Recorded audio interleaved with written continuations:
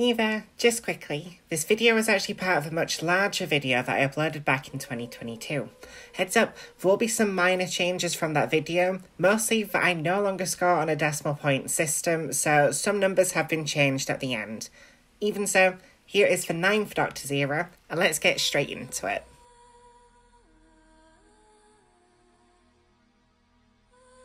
So, first up on our super long pain train, we have Series 1, and honestly, when it comes to the show, I think Series 1 hits the ground running, and it doesn't slow down for a long time. Despite my attempt at not having biases, I can't lie, there will be some biases to this part, because this was my introduction to Doctor Who. I started off with Series 1, like I know a lot of other people did, and because of that I do look back on it more fondly, and are slightly bit more protective than the others. But I have been as critical as I can possibly be, as there are some more average episodes in this season, but for me, none that are downright bad. Just mixed or forgettable. It should also be noted that this is the first series of the show in 16 years, and the cast and crew and all the storylines and the monsters are all unique and very clever, with even the returning monsters having great moments to shine compared to their classic counterparts. And of course, I can't mention Series 1 without mentioning how amazing Christopher Eccleston is as the 9th Doctor, and Billie Piper is as Rose Tyler. But with that out of the way, let's go into the episodes themselves.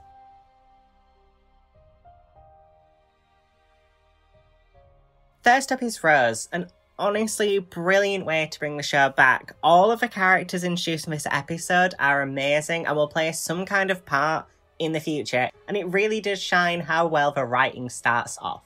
The Autons are also great as a returning villain, as they're not so new that new fans would feel uncomfortable seeing them and being like, oh, what's their backstory? It's not really necessary, and old fans are like, yep, this is great, these are the old ones that I know and love, without all the huffle-kerfuffle for just getting confusing with all the timey-wimey stuff. Honestly, my only issue with this episode is that the CG, and I won't mention this much in the videos because Doctor Who is a low-budget show, but the CG in this episode is truly appalling at times, and it's distractingly bad with all the bin stuff with Mickey, so I can't do any higher than giving this episode an 8 out of 10 because of that. But overall, it's still amazing, it's still great, and I love it to pieces.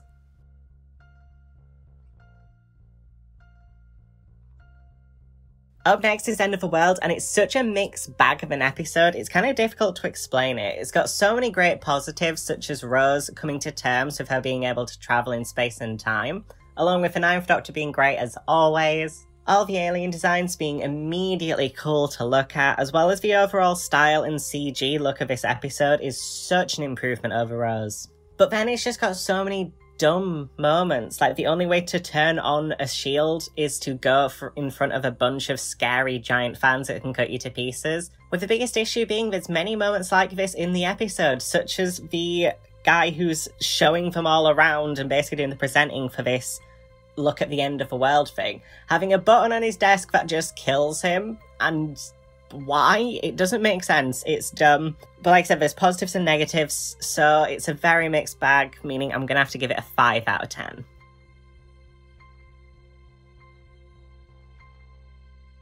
This is followed by the first script of Mark Gatiss, who is a massive writer on Doctor Who, who's done nearly every season of the first 10 series of the show since its revival, and for a first episode, I think he does a decent job. It's spooky, it's creepy, it keeps with the feeling of it being a Charles Dickens story, with the ghost/Gelf being really, really weird to look at, and the CG surprisingly standing up. Rose and the Doctor is great as always, as well as all the supporting cast being interesting. Even ones I dislike, I know I'm meant to dislike them, so it makes them kind of likeable in a way. But my biggest issue of this episode is that it's kinda slow. There's literally only like 2 proper locations in the episode, and it's just jumping between the 2 of them.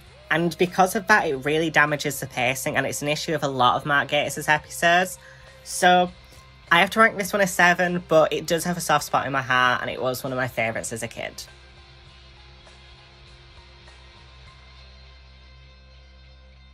Up next is our first 2-parter, and honestly, it really does a good job. It brings back the cliffhangers that were made famous for the classic era, but makes them, you know, less cheesy and a lot more modern, with all the characters shining really well, especially Harriet Jones, who had become a recurring character throughout the first 4 series of the show. Other highlights include the Slovene themselves. I think they're a really cool villain, a really cool design, and are quite creepy with how they just want to blow up the world and sell it. I think it's fun in like a stupid, should be scary Doctor Who way. With of course the big highlight being, once again, the Ninth Doctor, played by Christopher Eccleston. Every scene he's in, he just chews up and does so well. Then we get to the farting. It's too much. Even when I was a kid, it annoyed me. So as an adult, it annoys me even more. And in the next story that they appear in Boomtown, there's only one fart joke to basically remove them from the rest of that story. If it wasn't for the fart jokes, this would be a 9 out of 10, but because of them, I have to give it an 8.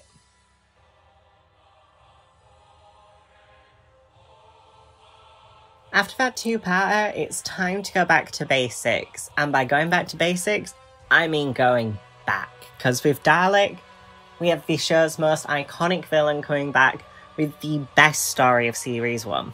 Now, first up, characters are great, sets look amazing, the special effects are surprisingly good still, but I have to just remind people that the reason why this episode is as good as it is partly down to the fact that Daleks were seen as a joke. They were just stupid pepper pots with plungers on their arms and a whisk.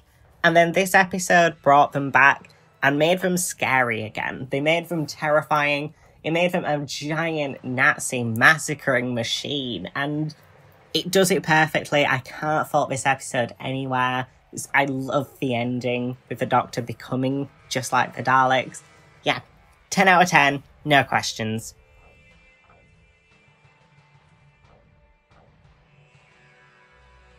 Up next is The Long Game, and it's another giant mixed bag for me. I love all the commentary on the news and all the general stuff with the media that it comments on. I love the fact that it brings along a one-time companion with Adam from Dalek, but everything else just doesn't work for me.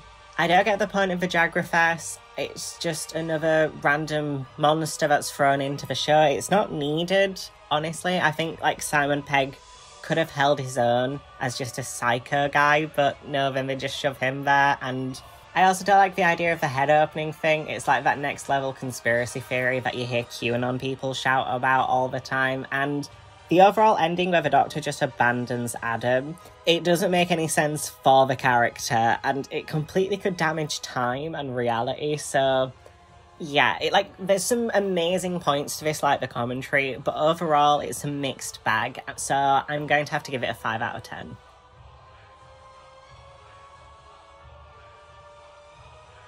Following on from a rather disappointing episode is some people's favourite of Christopher Eccleston's whole era, and for me, it's good, but it's not great. I love all the stuff with Rose and her dad. I think all the stuff for the first half an hour of this episode is solid and brilliant. But for me personally, the moment the Doctor gets quote-unquote killed, I know it's just going to be a reset time story. Even when I first watched it as a kid, I was like, oh, okay, they're just going to reset time. And I was like 7 when this came out, so it honestly ruins all the stakes of the episode from that moment, and it really damages it in my opinion. Because up until then it was great, and then it all just falls apart. So I'm going to have to give it a 7 out of 10, and I might be being a bit generous there, but it is still a good episode. It's a good story and has some good character moments.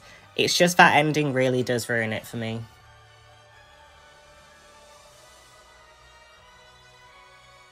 Up next is the second two-parter of the modern era with The Empty Child and The Doctor Dances, and this episode is damn near flawless. It's terrifying. Every supporting character that you meet is important and are all very, very likeable, with literally every single part of this two-parter being brilliant. Not to mention, of course, John Barrowman's first appearance as Captain Jack Harkness, who is instantly likeable in a way that you kind of love to hate him way. And of course, you can't mention these episodes without talking about The Empty Child itself. Terrifying, so many creepy jump scares. Even as a kid, I found this absolutely terrifying. Honestly, I could keep screaming the praises, but I'd just be repeating myself.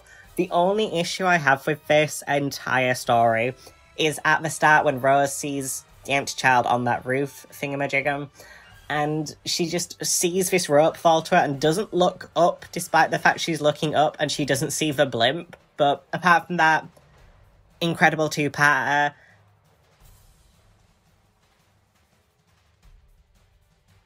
For our penultimate story of Series 1, we have Boomtown, and this episode online has such a mixed reception, and I fall on the love it side. It's just fun between two of the darkest stories of Series 1, and in fact of the whole modern era. You've got to have a bit of fun, and that's exactly what Boomtown is. It's a cheesy sequel to Aliens of London and World War III, written very quickly and relies heavily on the comedy. So the rest of the stuff, in my opinion, doesn't overly matter, apart from if it's funny.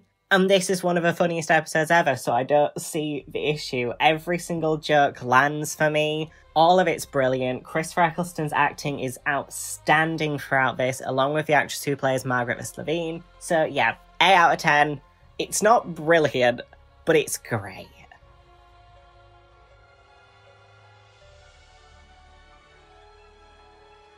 And that means we end Series 1 off with Bad Wolf and Parting of the Ways.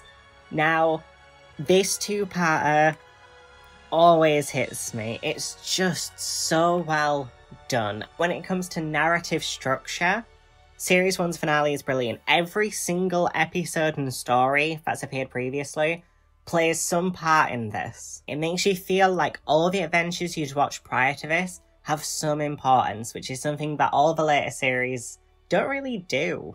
And on top of that, all the characters in this one are absolutely brilliant. The Daleks returning is terrifying. Rose's fake death is such a shock. The sets look incredible. The effects still to this day look surprisingly good. And of course, we can't not mention the ending with Chris's regeneration. But Rose just becomes part of the TARDIS and disintegrates all the Daleks, and then the story ends. It's definitely an issue, but I feel like that moment did have enough build-up with the last story, Boomtown, that it's sort of acceptable.